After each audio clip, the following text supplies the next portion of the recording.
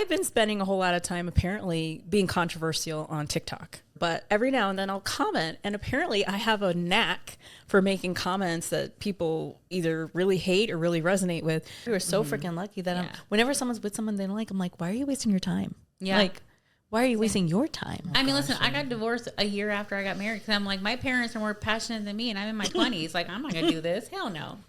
You weren't meant to be in this little grind. You had bigger vision and bigger sight, and I was witnessing you like first go through it, and then like, I don't know, and then start to make that shift.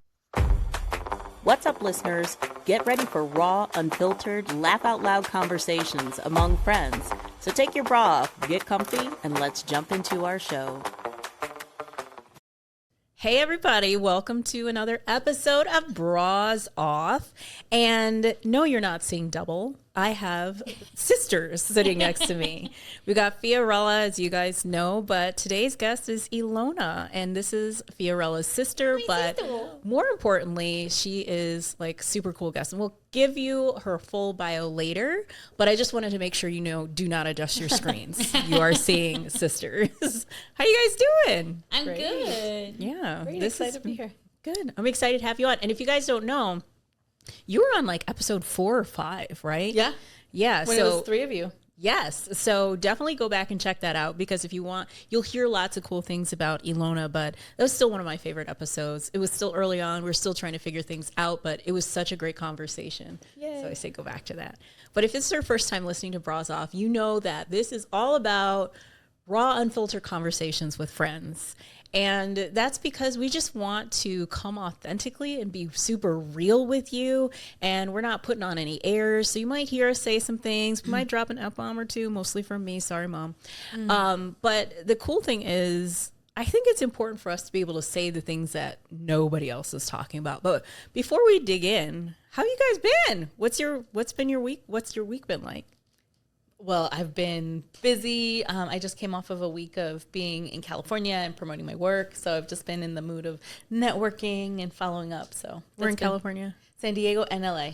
Ooh. Yeah. All right. Mm-hmm. Spreading the word. Spreading the word. What was the event? There was an event in San Diego with my friend Café con Pam, and she had an event called Querida Yo, where they were basically empowering professional Latinas to really heal their inner child and get to be the people they get to be. And then I did an event in LA with an amazing group of humans where it was basically a retreat for healers. And my friend Portia and Parshell and I, we did business activations for a lot of the healers to get them back on track.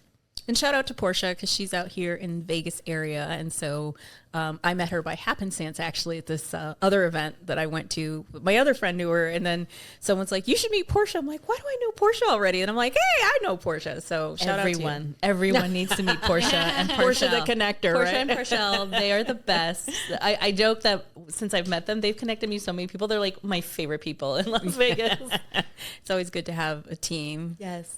I love that. So twin two, what about you? Thing two.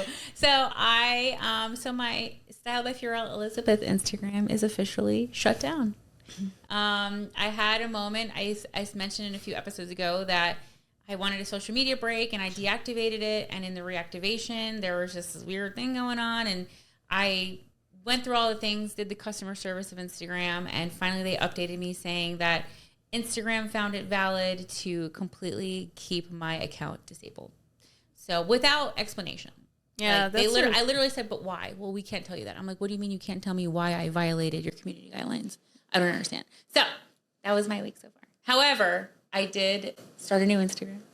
Oh. So now instead of Style by Fiorella Elizabeth, I am officially Fiorella Elizabeth. Is it official Fiorella Elizabeth? Yeah, official Fiorella. So you don't even know your handle yet. I know. I literally did it yesterday, so give me grace. No, that's great, because, I mean, you know, things happen for a reason, and I think Instagram, that's their catch-all for either we fucked up or, you know, we don't want certain people on the thing, and they're all of a sudden they shut it down and like, oh, it's above my head, I can't talk about it. But I will say this. I love official Fiorella, because now you have so many things that you're doing, and it'll be really exciting to see it kind of all under one umbrella. So that's right. You know, sometimes you see setbacks. They're setbacks, whatever. Y'all know what I'm trying to talk about. That's right. Your setbacks are your setups. There you go. Right. So I wish you're like, oh, I was at this conference and here's my new Instagram handle. I've been spending a whole lot of time apparently being controversial on TikTok. Oh. This is how I use TikTok. First of all, I'm a new TikTok user. I think I started using TikTok when we were roommates, and I was like, oh, I was on it all the time. Yeah, right. And I like the funny stuff and the memes or whatever, but every now and then I'll comment, and apparently I have a knack for making comments that people either really hate or really resonate with. So I have all these notifications about this comment I made about tipping. So it's one of the, somebody posted like they went to a fancy steakhouse and they were arguing about what the tip should be. And I think the bill was like $500 something. And people were like, oh, tip them $10 because right. That was my reaction, because it takes the same amount of effort to bring me a fancy. And I'm like, but you're willing to pay the restaurant $8 million, but you're not willing to pay the server. And then the argument, so I basically said, y'all some cheap MFs. I didn't say that exactly, because obviously that would have gotten me banned. I said it in a very professional way. Professionasty. Like professionasty. Oh my gosh, I'm totally using that. But it's kind of like, hey, well, if you can spend all this money, first of all, if you're going to tip $10-$20, then take your family to Chili's. No shade, right? But if you feel like you're willing to pay that much more money for $500 and blah, blah, blah steakhouse, then you should be able to pay that service person, because obviously they're not working at, big fancy steakhouse for a $10 tip on a $50 or $500 bill. Then people are like, restaurants should make. I'm like, yeah, restaurants should pay their employees better. However, you're not addressing the root cause by being a cheapskate. No. So I don't know how many comments that has now, but it just keeps every day it's like hundreds. Yeah, I feel like people don't even really know how restaurant culture or whatever, how that Totally works. don't. Because I worked in restaurants before on one of my million jobs that I've had. And essentially because they know we get tipped so much, they don't pay that much. Right. So like even when I was waitressing back in the day, like I think I worked at like TGI Fridays. I was making $3 an hour. Yeah. Like my tip, my check was like my gas. Yeah. Like, right. So for me, it's like since I've always been in the service industry in some way, shape, or form, I always go out of my way to tip extra if they deserve it. Right. Because I know like this is your bread and butter. Right. Thank you. Absolutely. Like even if I go on holiday, like I told my husband when we met, I said, listen, if we ever go out on a holiday like Christmas, Easter, whatever, like they're getting double. If not, we tip the tab because they're here on a day that they should be with their family. Right. And also not to get super like at a certain level, Get into it. But also the way you treat an individual is such a representation of your humanity. Like if you're willing to cut an individual human who you're interacting with, that's kind of some weird ass power dynamic crap. And like a representation of your humanity to people who you may perceive are below you or at a certain level in interaction with you. So That part. that also kind of represents that you don't see people as equals or individuals. Yeah, and so a couple weeks ago we had Jacinth Wamala on, and we were talking about. I know Jacinth's amazing too. We've got good friends, right? Vegas has cool people. We were talking about that, and I was just like, yeah, back in the I had to DoorDash for a little bit, Yeah. and so that gave me a lot of perspective because these folks live off these tips. So even if it's like an extra $1 or something like that, I'm putting it on there because that person.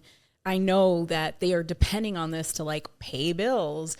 And yes, tip culture might be out of control, but the way you address it is not by punishing the person who is in that position because they have no control over that.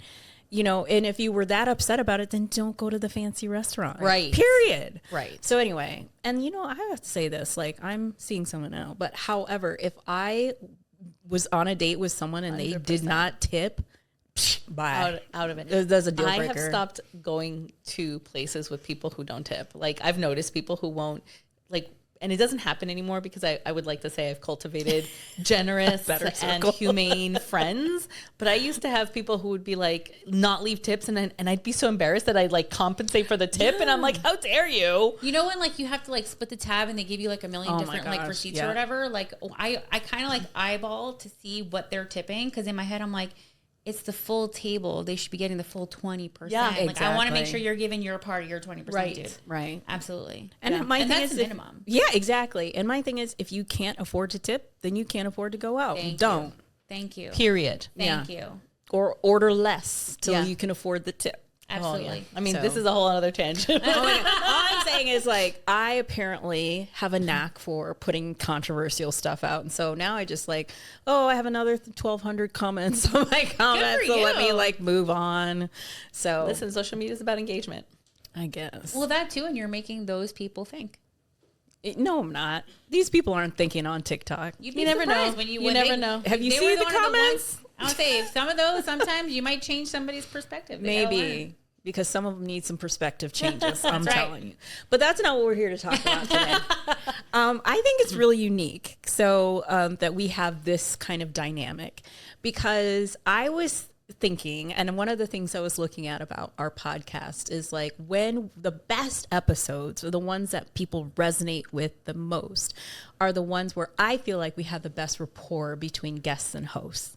So I'm like, first of all, of course we're going to invite Ilona back because she's so smart and so talented, and she's just like a no-brainer guest. You guys, I literally call her a literal know-it-all, and I'm not even kidding. Well, you say that because that's your sister. No. I say it with like a little bit of like, ugh, because like, Right. like I say it because like people like don't realize like she's book smart. Like she knows about politics, she knows about literature, she knows about music, she knows about social, like the stuff she knows about. It's really annoying that like you can talk to her about anything and she will dive deep into any conversation.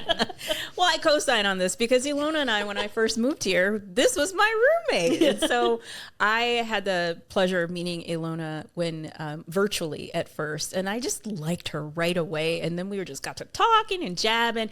And I shared with her like, hey, I'm getting ready to move. I don't know where. And she's like, you should think about Vegas. And she was the first person who ever said that. And then in her astrology, Astrocartography. yeah, I was going to say your expertise was like, well, astrocartography, tell me your date. I don't know how to read those damn maps. But then she's like, somewhere between LA and Vegas. It's going to be a great place for you. And I'm like, huh. So I booked my Could I Live Here trip. That's right. Yeah. You did and a it was discovery like trip. May in 2023. I think you were still with Fiorella at that was. time. And then we palled around, hung out. She helped me look at some places. We met up with Brittany later. It was just like a really good time. And then through 6 months throughout that process between that trip and me moving here, a few circumstances changed and we looked at each other and we're like, hey, maybe we like joined forces and become this force and move in together for a year.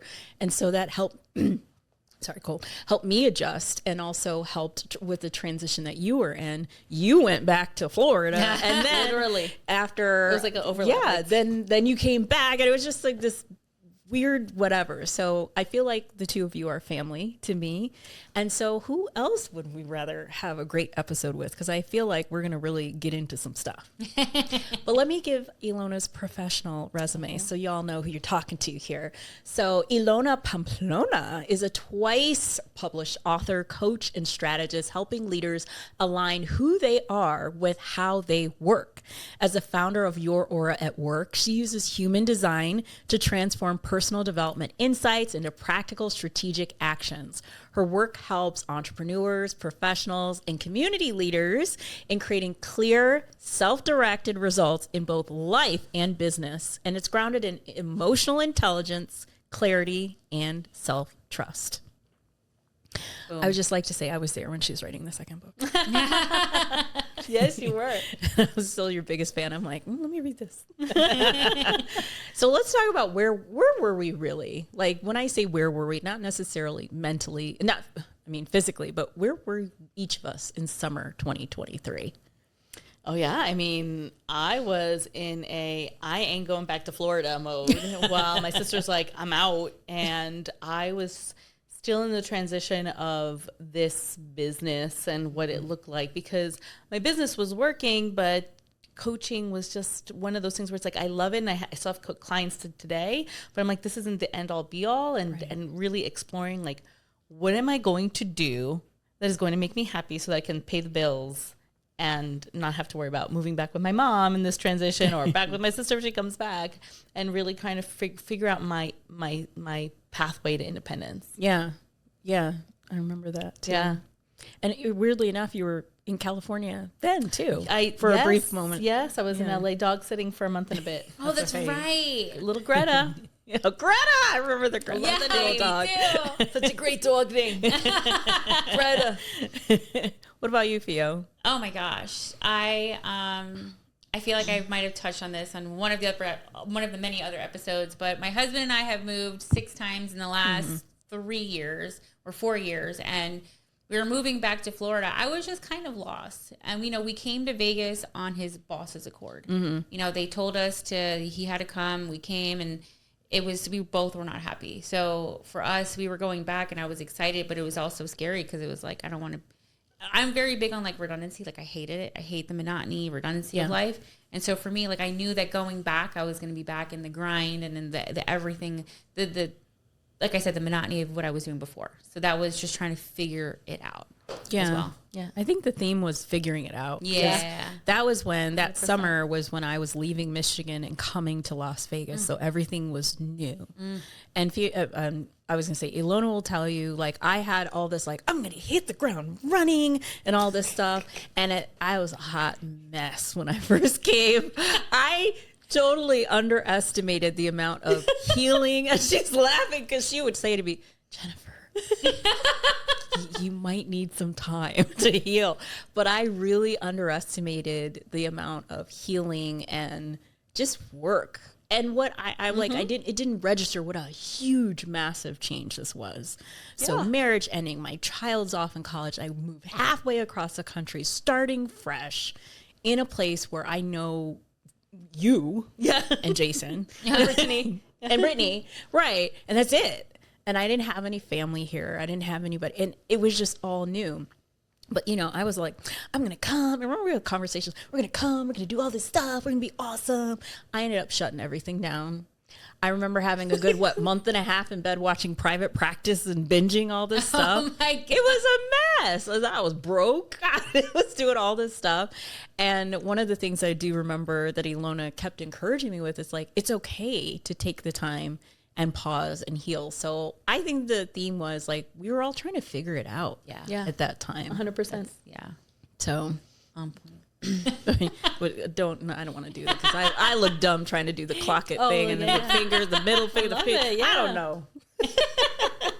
What were some of the things we saw in each other that we were struggling with?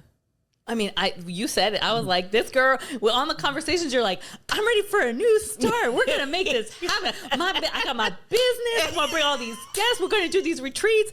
And literally a month and a half in, you're like, I'm shutting it all down. I'm like, okay. And as a life coach, I'm like, I mean, great.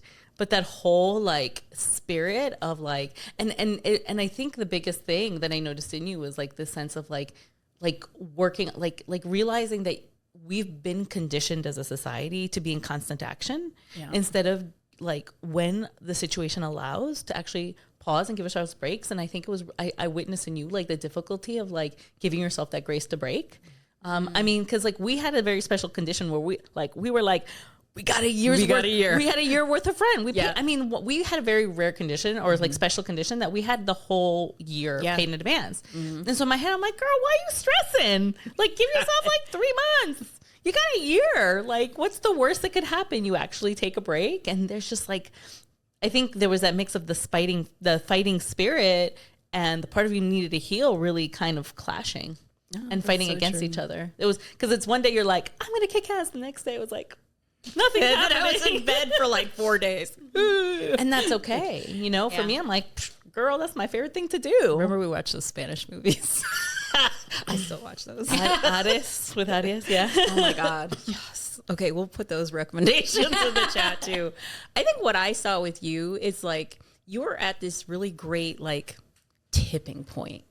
Like you're right. First of all, Ilona's one of the hardest workers in the business, right? And she was writing this book. She's taking on coaching clients. You went to like 17,000 different activities and events. And I'm sitting here watching you. Like, I don't know how she does it. I don't even like people that much. I like people, but not that much. I'm like, oh. She's like, oh, and she drive like 30 minutes to go to some meetup thing. And I'm like, man, that's far. Like that would always be my comment. Like she's in that car and then people come and visit. And what I witnessed was you were starting to get to the point where you're like, Like I remember a conversation we had where you're like, when we were talking about what we really wanted. And I don't know if celebrity is the right word, but it's like, I think you and I both knew, but you really knew that you were meant to be like, you weren't meant to be in this little grind. You had bigger vision and bigger sight. And I was witnessing you like first go through it and then like, I don't know, and then start to make that shift. So that's what I remember is like, man, it's like you're doing all these amazing things. Like, how many people can say that they are like a 2-time published author and that they have a book agent and that they have this, and then you're invited to these like great conferences and speaking. But like, I don't feel like you were quite fully stepped into that power and celebrity that you had at the time. I think since you've much done that. And so I think that's one of the things that I remember seeing in you. But I always really admired what you were doing.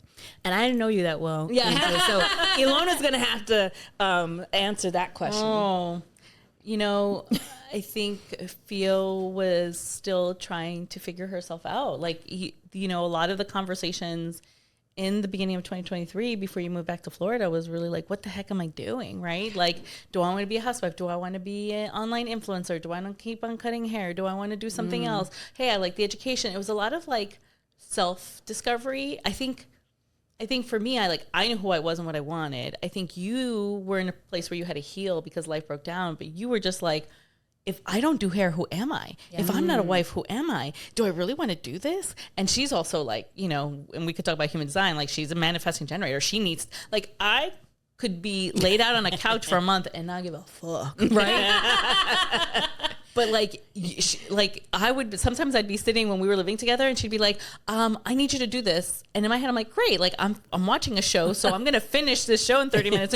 And she'll look at me and then be like, fine, I'll do it. And I'm like, you just told me I'm in the middle of something. I am going to do it. And so there was like a restlessness combined with the not knowing the self that was creating a lot of, frustration and inner turmoil. So it was like I need to do something, but I don't know what it is. And so I think there was a lot of trying to do things for the sake of doing things, and then consistently seeing things not happen, like even business moves that I'm not going to go too much into. And then she's like, oh, I'm going to do this. And I'm like, are you sure you want to do this with these people? Or you think it's going to work out? And she was just like in this mood of like, I got to do something. And that those things didn't work, and it's because she was in this trial period of rediscovering who she was. Yeah. I love trial period. And I will say, Ilona, you saying things like, are you sure you want to do this? Like, that's a voice that's in my head. Listen, I can vividly remember just her saying that. I can vividly remember where exactly we were standing in the house when I told her, and she was like, are you sure? Do you really want to do that? I will say, if I were going to go into Ilona isms, and so for those of you who work with her, you might recognize some of these, but if it's not a hell yes, it's a no. Oh, yeah. But I think one of the things that you taught me and that you told me that still resonates with me today was like, Jennifer, do you realize how good you are at manifesting things and like creating this thing? I never thought I was good at this. Like, that was one of the things I'm like, nothing I ever do or that I want ever works out. But then she's like, gave me this laundry list. Like, you said you wanted this and this happened, and you said you wanted this and this happened. And it's like totally flipped in the timing. Yeah. On top of it. Yeah. So that's something that still sticks with me today. And I'm like, if it's not happening, A, do I really want it? Or B, am I really like saying I want it? And interestingly enough, it's like I had a couple situations most recently. I'm like, damn, Ilona's right. Oh my goodness. Yeah, I'm going to plead the fifth on that. I told you so. I'm curious. Oh, go ahead. Well, I think the thing is, and I think like overall the whenever, you know, in these conversations about where we were in these times, any of the misalignment is not knowing who you are. And my whole thing right now is like, if you don't know who you are, nothing matters, right? Yeah. Because anyone can do something. All of us are capable of taking actions and creating results.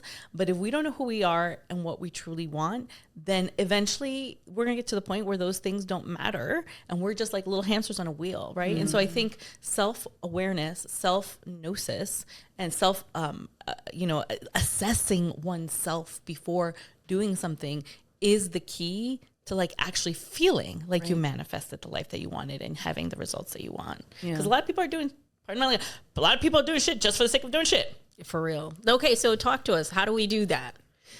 Well, if it were up to me, no. I mean, I, for those of you who don't know, I work with astrology and human design has been really big for me, even more these days than than astrology, because it really tells us like, how do you operate? Because the way Fiorella does something is not the way you do something, is not the way I do something. How do you make your choices? Right? Because the way you make a choice is not the way you make a choice, not the way I make a choice, right? And then on top of that, like, what are the specific gifts? Like, I think about like clients who are like, well, I admire this influencer and they're doing these things and I can do that. And I'm like, you can do that, but do you want to do that, right? And so I think self-awareness, and I don't care if you don't do human design, I don't care if you don't do astrology, there are so many self-awareness assessments. You can do Enneagram, you could do Strengths Finders, you could do Myers-Briggs, you could do Colby. I don't care what you do to get to know yourself, but I think we are entering a period of life where if you don't know who you are and what you want, nothing is going to matter because you're not going to contribute accordingly. Yeah. And I think it's not going to work. Like, it can work to an extent, but it doesn't really work. Because I feel like when I'm out of alignment, it's like I can do it. Right. But it's not great. And look at the energy you say that with. I can do it, right? Yeah. Like no one who lives a life that they want is like, yeah, I can do that, right? People who are living their life is like, yes, put me on the field, coach, right? Yeah. People get excited. Like there's an energy, like literally when you know yourself and what you're doing and why you want to do it, you light up and you just show up in your most biggest authentic way. Yeah. It's like it would be impossible to deny your magnetism when you show up in what you do. That's right. I recently had a conversation with somebody about like what they want to do. And it's funny because like they're dipping their toes in like all of these things. And I'm like, but you're really good at this. Like you need to focus, like keep your focus on what you love and what you like doing and what you want to create. Because like being a jack of all trades and a master of none isn't going to help you. Well, and this is where I'll go into human design. Some people were designed to be the experimenter. Some people, but even in that, the experimentation is to reveal who you are, right? Yes. Whereas there are people who are just experimenting to experiment, right? And so technically as a manifesting generator, you are here to shortcut and go through things. And one could consider you a, like someone who's trying to shortcut. Yeah. But you mastered hairdressing, you mastered hairstyling, you mastered bridal, right? And so going back to the question of how do we get to know ourselves, I think first is really, so a lot of people, my experience of a lot of people in the world right now is they are trying to cast judgment and figure out the world outside of them and being like the world, but it's like the world outside, yes, you might not be able to solve the world or save the world, but if you don't know who you are, and you are not contributing to the world with what you came here to contribute, you can't impact yourself, your inner circle, the community that you're part of, to then for maybe even be a ripple in society. And so you've got a lot of people trolling on the internet being like, these people suck. Everyone in this thing should go to hell. And it's like, and what are you doing with your life? Right. And do you know who you are? And is this what you believe, or is this what your grandpappies told you because generations of people who all of us did this? A lot of people are working out of conditioning of their past, of their lineage, of their society, of their religion, and no one, we're being disenfranchised from like just giving ourselves a chance to explore who we are. And so, like I said, I think people get to play with figuring themselves out first, and in human design, there's a mutation that they say is going to happen in 2027. We've been under this 411-year cycle where people have been operating that if I do what I'm supposed to do, then the society will take care of me, right? Like back in the day, we had kings and queens. The people would work the land and the king and queens would offer resources. We had jobs and we expected Social Security to take care of us. We're moving into a new 411-year cycle where the work is, I need to know who I am and what I'm here to contribute with, because that's how I'm going to contribute to society. So that's my new mission right now. I'm like, oh, I see it so clearly. I'm going to make sure everyone knows who they are, because it's no longer about the safety nets and putting the responsibility of your destiny into someone else. We're entering a cycle where your life, you can take life into your own hands, but you need to actually know who you are to do that. Yeah. I think the experimentation part was critical for me. And if we're thinking about like where we were in 2023 and where we are now, and I think about each one of us probably had a really different journey in order to of self-discovery, knowing who we are. Yeah. And I think one of the things that I took away was experimentation was key, because I was always someone who felt like I had to have an X and a Y and equal to Z. And sometimes like I wasn't sure. I wanted to play a little bit. I didn't want to have to like make a decision about my life direction, which from outside perspective looking in, it might be seen as like flaky or unguided and all over the place. But for me, it was critically necessary for me to take away lessons like, number one, I can play with something and I don't need to have the answer immediately up front. There's things that I'm struggling with now that I'm like, but that's okay. I don't know yet. And I'm just going to be okay with that. Right. And then also just experimenting helped me like break out of this old version of me at that time that I needed to break out of. And so it was a great, fun time. And what I'm hearing is that you acknowledged it for what it served you rather than feeling a victim of the errors, quote unquote, errors of like things that didn't work out. Right. Exactly. I'm just like, y'all, you should know. I did a spicy podcast. Oh, I forgot. You remember that one? Called Bedtime Stories. My mom's probably like, what? This is the first time I've ever heard of fun. It was a lot of fun. But y'all have to understand, we were roommates and she was like, I think I want to try this. And I'm like, I think you should. And the excitement, the level of excitement that you had was, and this was like a month or two after you closed everything. Yes, it was. That was the first time in months. And cause we had just only lived together and really known each other for a couple months. I'm like, oh, she's excited about something. Let's go. Yes. Yeah. It was such a great experimentation to watch. And it was because I realized like there are things about speaking and having a podcast that I loved. Maybe not that topic. I was like, I don't know if I'm going to continue doing this. Some of these things are making me uncomfortable. But it's like, I loved using my voice. Yes. And that was a lesson. 100%. I ended up working and doing stuff. And I was like, well, that was a lesson. I learned stuff from there too. I joined stuff. I tried things. I met people that I ended up not liking. And all of it was like a lesson learned. Yeah. So enough about me. From 2023 to 2025, like Fio, Ilona, what were some of the things that you were doing that helped you grow into where you are today? Oof. Well, I said 25, 26, whatever year it is. What have I done? As you guys can hear, I left Vegas, went back to Florida for a year. And when I went back to Florida, all I literally had to do was like text everybody, call everybody, like, hey, I'm coming back. Like I'm a wedding hairstylist. So I called all the vendors, like weddings were on lock when I was back. And I think I mentioned in a prior episode, I was in partnership with a friend and it wasn't easy because we weren't aligned. And I learned from myself that I have to take accountability and be honest of experiences so that my experience of myself and my future career, whatever it is, can catapult and move forward. Because if I just keep quiet and keep doing the things that I don't want to do, it was just going to be a miserable time. Mm-hmm. So for me, I have learned to have the difficult conversations to let people know, like, hey, like, this is my experience of you. Like, this is how I feel. And this is how I feel like we can move forward and make this a better experience with each other.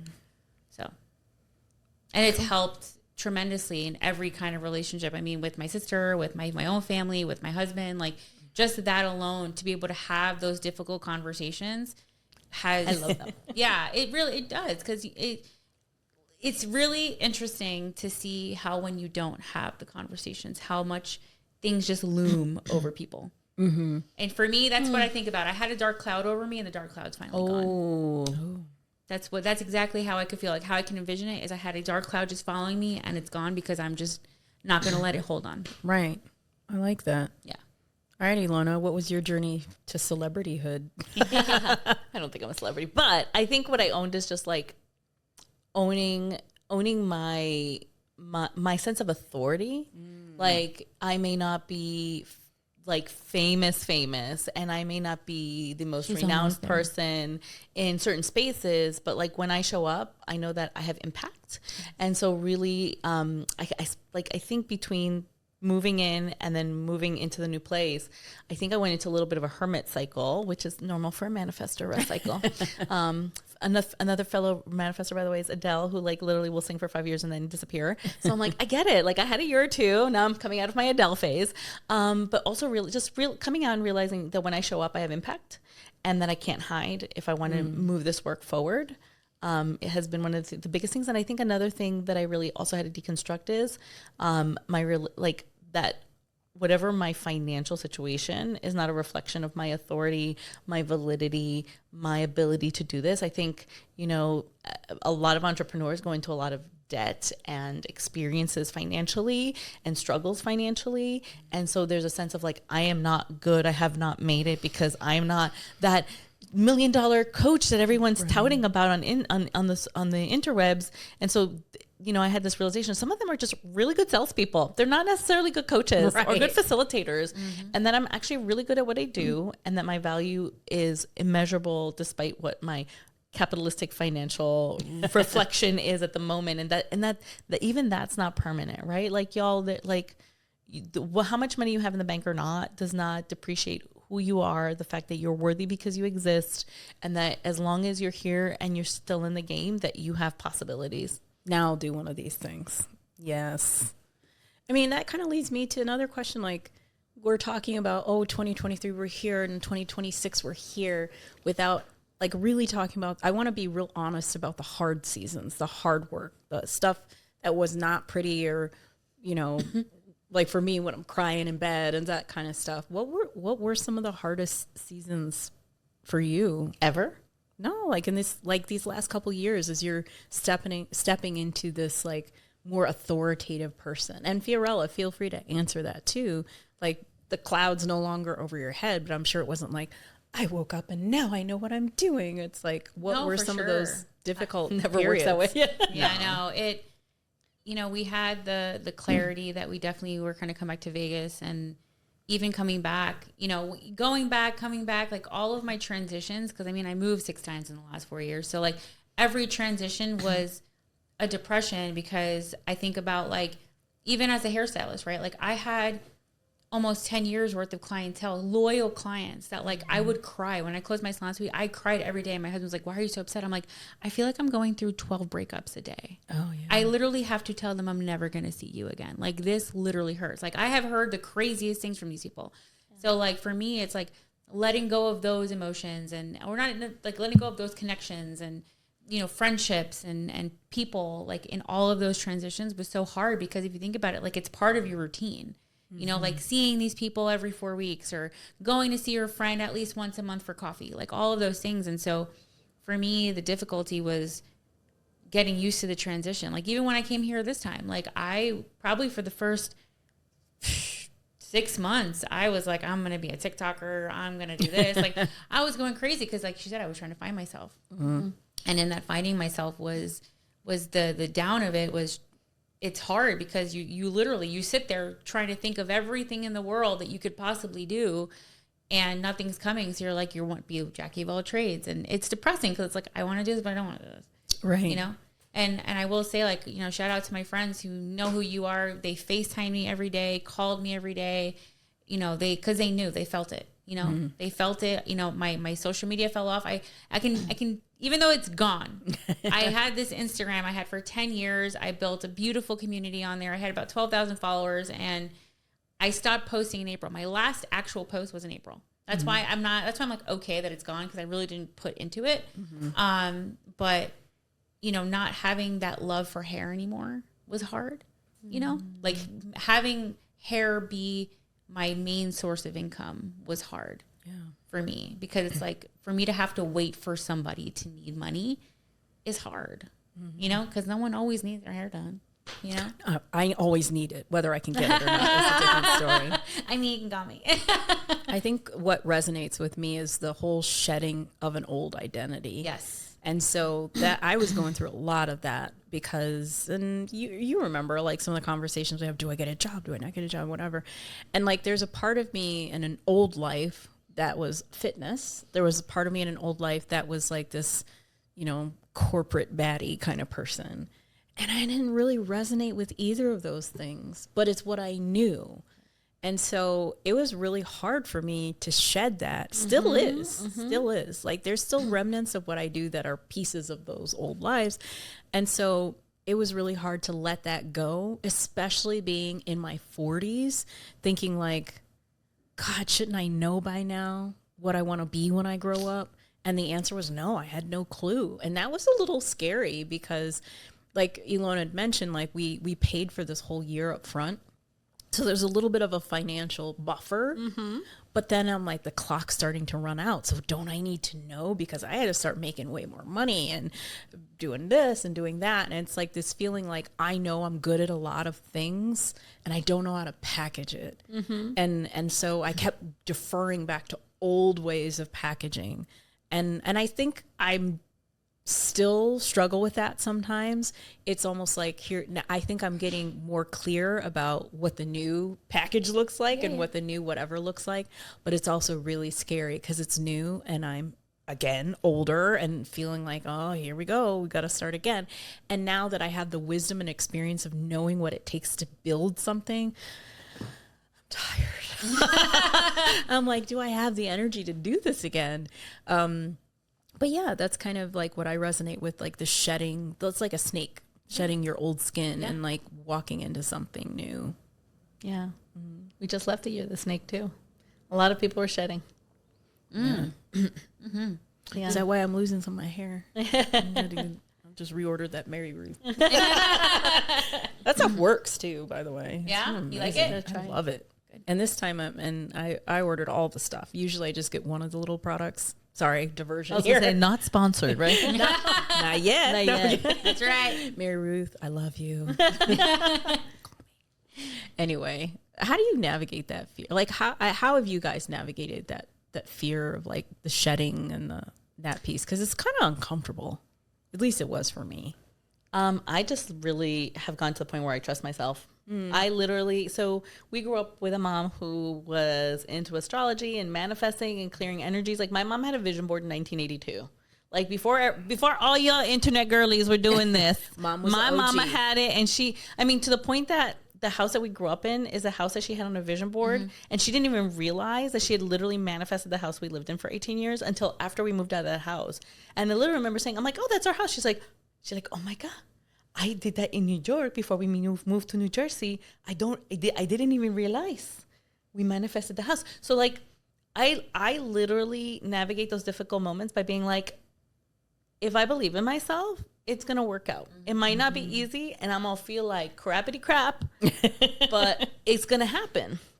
And so I feel like between all of the more of that esoteric faith-based stuff in self, I think my mom and I practice it more than like my sister and my brother did with my mom. So I feel like I really like was conditioned to believe that it's all going to work out. And so I just had to learn how to navigate feeling better and believing that it was going to be okay. Because I think you can have a cognitive understanding that it's going to be okay, but then you have to match the emotional regulation to be like, I don't need to panic because when I'm not panicking, I do the right things so that I can get to being okay.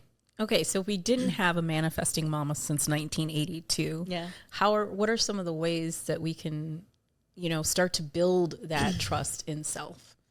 Well, or does it depend on our aura and our I think design? it depends on a lot of different things, right? Because like if you've been I think about people who have like literal trauma.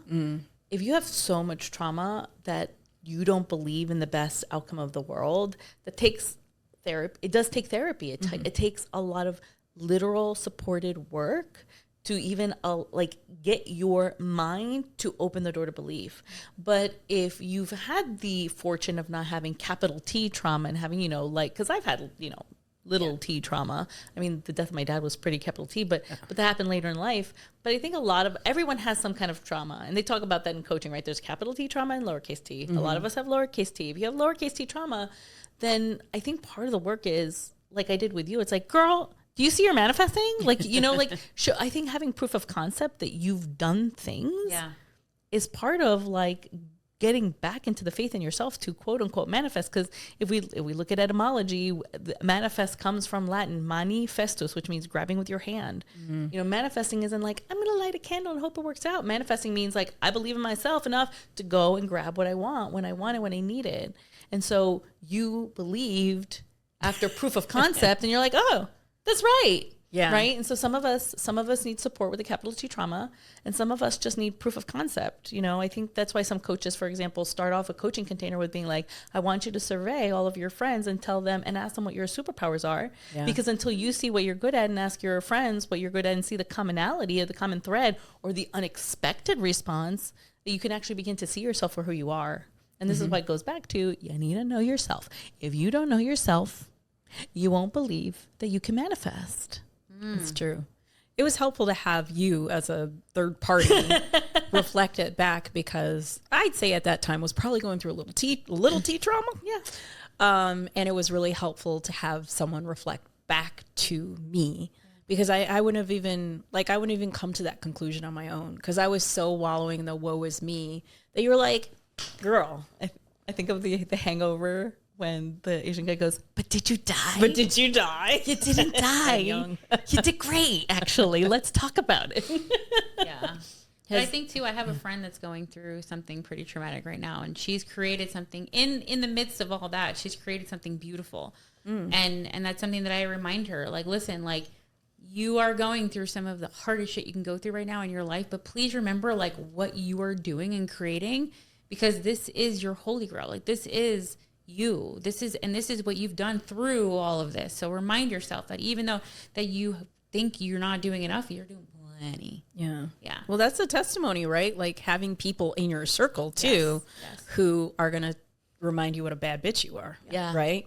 Because you've done that for me. Like, you've been my hype woman. I hope I've done that for you and for you. Like, that's what good friends do. It's like you're like, girl, no, look at this. Look what you did. Like, I'm so excited for you. Like, look at this superpower you have. And I think one of the things is looking at your circle and making sure you have those hype people around you. And if you don't, shed them like the snakeskin. Well, and I also want to talk about, like, ultimately, when you think about, like, how do you navigate fear? Ultimately, I think the question could be even transmitted into, like, how do you change your behavior? How do you do something new? How do you take action in a different way?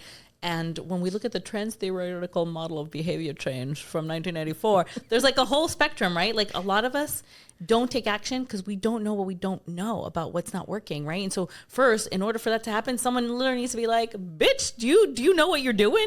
And someone be like, I don't have a problem. And then the second phase is, oh, I see this. I'm doing this differently. And that's self-awareness. But then to move from that self-awareness of like something needs to change, that's usually where people hire a coach to either prepare them to a new action or to help them hold their hand while they're taking a new action, right? And so all of this is also a reflection, because you said something, right? Like, you need your friends. Yeah, like, everyone needs someone. Life is a team sport. Like, I'm going to say this into the camera. If you want to change your behavior, good luck trying to do it all by yourself. Like, life is relational. Right? Unless you're going to be a monk on a mountain in Tibet and transcend reality, you know, we are in a relational society, and nothing can prepare you better than learning to be supported, learning to have the difficult conversations, learning to do the hard thing in the presence of others, so that they either can be like, bitch, don't do that, or bitch, you're doing a good job. Isn't you doing a good job? And they say there's a reason why solitary confinement's a punishment. Yeah. Boom. And like, it really goes against a lot of the rhetoric we heard growing up, like, pull yourself up by the bootstraps. That's the patriarchy. Nobody's going to help you but you. And I do agree. Don't get me started, because I just finished watching Inside the Manosphere, and I'm still really upset. And I think that's why it's important for us to put other messages out there, an 100%. alternative message. And stop giving men microphones. Have you ever heard of Sarah Hester Roth? well, I've heard that saying. Yeah, that's her. She's in Vegas and she sings that, and I bought the shirt. I'm like, we need to stop giving men microphones. They don't know what they're talking about. Anyway. Not all men. But many of them, especially the ones from that Netflix documentary. Yeah. So actually, when you were talking about the theory of behavior change, what was going through my head was Fiorella was like, she's such a smarty pants know-it-all. Yeah, she's a know-it-all, you guys. I told you. But let's talk a little bit more about your work specifically. Like, tell folks, what is it that you do, and how, like, if they have a challenge, like how do you help them? I'm truly in this phase of really understanding them, helping people understand who they are. And I use specifically a tool of human design to kind of really be like, do you really know yourself, and what are the parts that you're not leveraging? And if for those of you who don't know human design, it's a system that pulls from a lot of ancient systems and quantum physics to say this is how your energy works. And I recently got certified in human design for business. It was called the Genius Report. And so one of the things I'm really excited about right now is working with leaders, entrepreneurs, professionals, creatives that are contributing to the world and being like, hey, let's make sure we get you real honed in so that you can contribute. In fact, one of the things at the time of this recording, I'm actually using human design to help raise funds for a local candidate running for Congress. I had a session with her and we were talking about stuff, and she's like, oh my God, that's exactly what I needed to hear. She's like, if I win, I'm going to make you my secret sauce. And I'm like, no, not if, when. We're going to make this happen.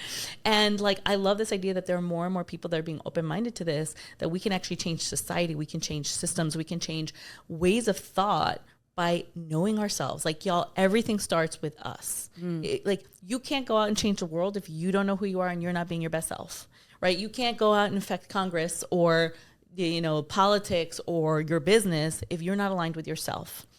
And so I'm really excited about helping people use this tool in an actionable way, because there are a lot of people on the internet being like, the quantum crystal of your G center, blah, blah, blah. I'm like, listen, that's beautiful. I love it.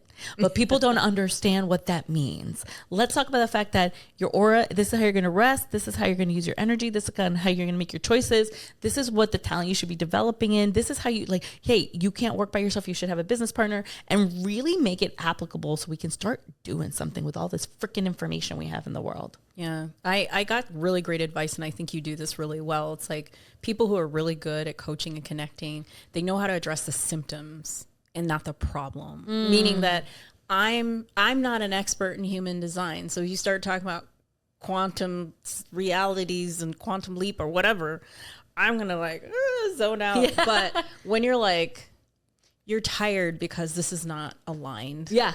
Or you kept on saying maybe, yeses to nos. Yeah. I'm like, oh, I get that. That's a symptom. And so I love that when you're speaking about things, you're helping people really name like what the friction is. Gets me so excited. Yeah. It gets me so excited. It does. I've seen it. I'm like, wow, she's really geeking over their shit. I just did a discovery call with someone today, and I've never met. Well, I met them once, but like literally a 2-second conversation. Right. And I did their genius report before coming in, and they were like, "You don't know me, but you just literally described me." I'm like, "Because it's there. It's in the chart. It's in the information. It's in the stars. We were born for whatever we came here to be born for, and it's there." Okay, so how do we get our hands on this genius report? Well, that's a great question. I think the Genius Report, if you go to geniusreport.com, I believe you can get a free Genius Report, but I also do sessions. And so that's another way to kind of get like we a don't deep want dive. the website. We're basically like, how do we get Ilona's? So if you go to so I'm at the time of this recording, I'm going through a rebrand, but youraatwork.com is going to be featuring a lot more information soon about all these things that I talk about, because I really think that this is my way of contributing to the world to get back on track. Yeah. So Fiorella, I know you've gone through, your human design because she said you're a manifesting generator. Yeah. Have you done the Genius Report piece? Yeah. She doesn't remember. I was going to ask you, like, what are some of the insights you got? Well, no, it's funny because I always have to reference to her and be like, because she has it. So I'm like, hey, can you remind me about this? But no, it's crazy because it's true. A lot of the things that she was describing about like how to work, where to work, what kind of work. I'm like, fuck, man, it's so true. So and even too, like she said, I'm a go, but in all reality, I need to chill. She needs to be in the moment. A lot of her activations are like, you need to be in the moment. You need to be present. Which was and she's always like 10 steps ahead. Like literally before she came to pick me up or do my hair before picking me up. And literally she didn't even get through the gate. She's like, if you leave now, you can meet me at the door. And I'm like, you're not even here. Like, I want to be like, be in the moment, be present. Yeah. So I'm trying to learn how to be in the moment. But it's definitely something that has, Like it's like little nuances that she says that like stick in my head. Kind of like the whole like if it's not a hell yes, it's a no. So that sticks in my head a lot. Like even when I go shopping, like if I go shopping and I look at a piece of clothing or a pair of shoes, I'm like, if it's not a hell yes, it's a no. So like Just saved you money. Yeah. No, it's true. And I like the fact that you said it's nuanced. Sometimes it's small shifts. It's not always this like big sweeping thing. I think a lot of times we think about life pivots and changes and they need to be this like overhaul. And sometimes they are, but sometimes, many times, they're like a series of little shifts, Oh yeah. little things. So It's one step at a time. one step. One step at a time, be in the moment. That's right. So I'm trying. all right. So this has been super cool. And there's another part of this podcast that I totally love that we started doing. I think I did this with Jacente.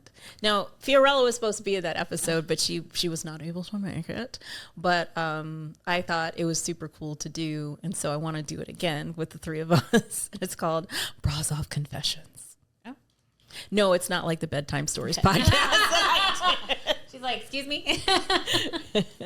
But I think part of the reason why Bras Off is so important to me is that I hope in the conversations we have with each other and with other guests, and even though that we're talking about things in a way that's a little bit different. And one of the things that I always want to do is making sure we're real honest, because oftentimes it's hard to hear examples of people being like super real about what the hell actually happened. Like, oh, I didn't have any money. I did DoorDash, and that I wasn't excited to share that with folks. Or we've just had some really great, like, authentic conversations because people weren't afraid to talk about what they want to talk about. So the Bras Off Confessions piece is that part where we ask the community in social media. So I'll throw out questions on the Bras Off page, on my page or whatever, and ask like a real question. And so now we get some responses, which I think are cool. So these are actually hot takes, unfiltered thoughts coming from you. So the question I put out there recently was, are you happy with your life right now? Fuck yes. Well, yeah. Well, elaborate on the fuck yes, Ilona, please. No, but yeah. Oh yeah. I mean, I was thinking the other day, I literally had an afternoon with no clients, no appointments. And I was sitting on my couch. The windows were open. It was a blue sky. There was a breeze, even though it's stupid hot in Nevada right now. And I'm like, yeah, I was thinking, I'm like, yeah, I'm not a $1 million coach, but God damn, I can sit here and contemplate the universe while looking out my window and having like I know I have enough I have a roof over my head. I have food I can make myself, and I have so much peace. Yeah. And I'm doing exactly what I want. I'm not doing what other people tell me to do to survive. I am more than surviving. I am thriving at my own level, not someone else's expectation. Because I'm like, yeah, sure. I know people who live in their $1 million house and blah, blah, and like, girl, don't get it twisted. If I had that money, I also would be very happy looking out my $1 million window. But right now, I was like, I don't think a lot of people have the luxury of being like, I'm gonna do nothing and I'm gonna be okay. I'm content. Yeah. No, I'm not even okay. I was like, bitch, this is a good life. Like it's like my heart was beaming of like how well I am. Because I think a lot of people do things to be safe, and I'm safe without having to play safe. Yeah. Boom. Well, let's hear what else people said when they replied to this question, which I thought was cool. One person said, happy, yes, but I do want more money, more rest, more vacations. Rest. And I like this one because it's like, I think it's okay to say, I mean, and I'm not like, it's not my job to judge people's responses, but this resonated with me because it's like, you can be really happy and grateful and content and still want to do something more. Oh yeah. And so I really like that. But here's the one that had me like still cracking up to this day. Yes, I'm at peace with my choices and I'm a MILF. Okay, girl. So shout out. You know who you are who wrote that. But I'm like, hell yeah. That's right. It took time to do the work to shed my old life to accept this new one. That's like the theme. Yeah. The year of Shedding. the snake, even though it's not anymore. No. What year is it now? It's the year of the horse. The fire horse, Fire nonetheless. Okay. We're For running, those of we're us, running. help me understand. What's a fire horse? So the snake was all literally shedding. Shedding. So there was a lot of, like, I don't know a single person who didn't release something last year. And this year it's all about moving, like the horse runs. It has momentum. It moves forward. And because it's fire, there's that activation energy. Okay. We're not burning horses. No, We're no, just no. going The horse forward. is the fire. And then my favorite, I couldn't be more surprisingly happy with my life and where it's going. Beautiful. I love that. Yeah, I guess if I had to answer that question, no, I'm not going to answer that question. Oh, why I feel like- not? no, it's not like I don't have a response, but I almost feel like it's not really important for me to share my response. Not because like I'm ashamed of anything, because generally I'm pretty happy. I'm kind of like the person who's like, yeah, I'm happy and I'm fire horsing it right now. There you like go. there's a lot of activity, but I just want to encourage people that even if you said you weren't happy, that's totally cool. Yes. And like some of the past confessions were about like, I don't like my kids get on my damn nerves and all this stuff. It's not always this like beautiful, wonderful thing, but whatever you feel is okay and it's right.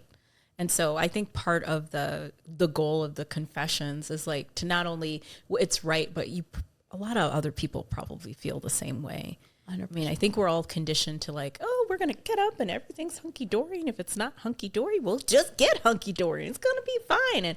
And we dismiss some people's real, true feelings. Like when I was in my private practice coma, it's not even a great show, but I couldn't stop watching it because binging it I day really after had day to like zone out. Yeah. It's a good background. Yeah, show, true. for sure. Like I just had to zone out and I needed to be able to say to someone, and in that case, it was you, that like, yeah, I need this because I'm kind of a mess and I don't know what I'm going to do. So yeah. I also think that sometimes programmings allow they have the space of eliciting the emotions we're denying.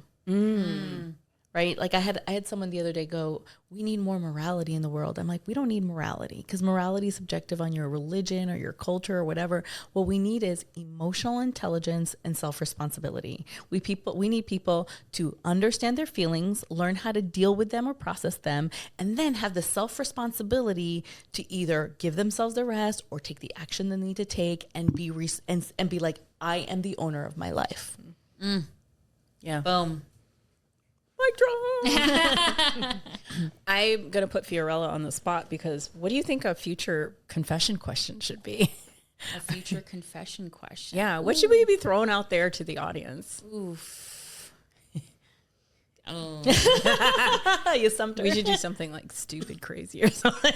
Yeah, I mean, listen, I'm thinking of like 5 different topics in my head. I'm like, do you really love your spouse? Do you really like your job? Do you know yourself? Oh, I like that one. Do you know yourself? Like, who are you? That's a good one. And then whoever answers, we just kick them over to Ilona and be like, we're gonna tag "Here, you and everything." You're tagging. My jam. Yeah, but you know that question about spout. Like I was gonna say that one was that- like, oh, that's well, spicy. Okay, totally off topic, but I really want this to be a future episode because, and I'm not saying it's anyone here. Okay, so let's just put it out there. We like John. We like my guy. I'm single and happy. You're single and happy.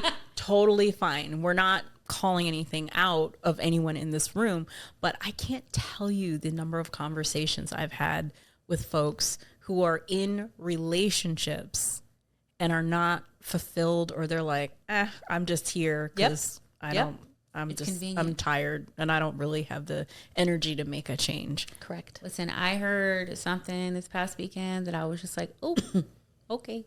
And it's one of those things like that. Like, it's just kind of like they're staying because they have to. Yeah. Or have you ever seen couples who truly don't like each other and you've seen them interact and you're like, Absolutely. Oh yeah. Absolutely. Oh yeah. It's cringe. Yeah. I had friends growing up, they're like, I just wish my parents would get a divorce already. Wow. So I definitely think that's a future topic. So if you Yeah. think that could be a great future topic for Bras Off, message us at Bras Off HQ because I think we're going to be talking about that. And I think it's more common than we think because like we actually had parents that loved each other till the day my dad died. And so for us, I think it was always really difficult to be like, you guys don't like each other? Like, why? Like, why would you do that? Yeah. You guys had excellent role models. Yeah. I'd say we were lucky with that for sure. We were so freaking lucky that Yeah. whenever someone's with someone they don't like, I'm like, why are you wasting your time? Yeah. Like, why are you wasting your time? I mean, listen, I got divorced a year after I got married because I'm like, my parents are more passionate than me, and I'm in my fucking 20s. Like, I'm not going to do this. Hell no. Yeah. But I can also see the flip side as to why people stay in relationships, and whether they're married or not married, but stay in relationships that are comfortable, convenient, boring. Because Conditioning. it could be conditioning. It could be, especially when it comes to marriage, this whole idea of like, I made a covenant with God and I'm not right. breaking that. And that supports my belief system.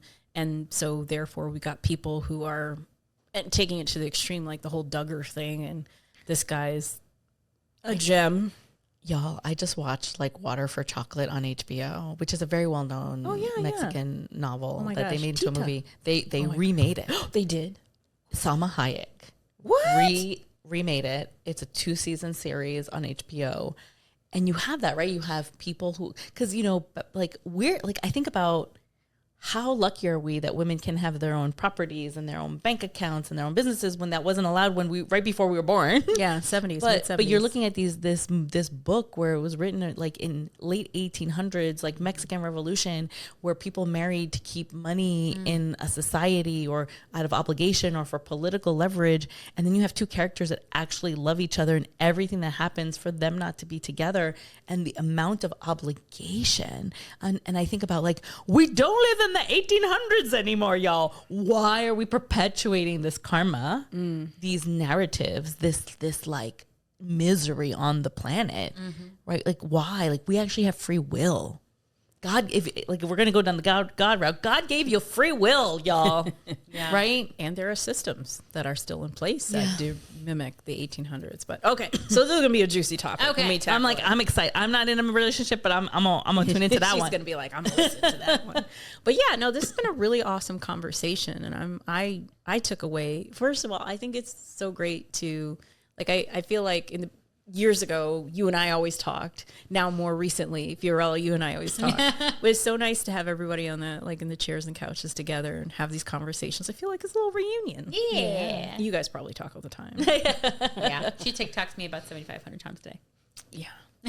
I was going to say, like, most of my friends have gotten off TikTok except for you. So I know, like, if I'm going to send something, I'm like, oh, Ilona will be seeing this.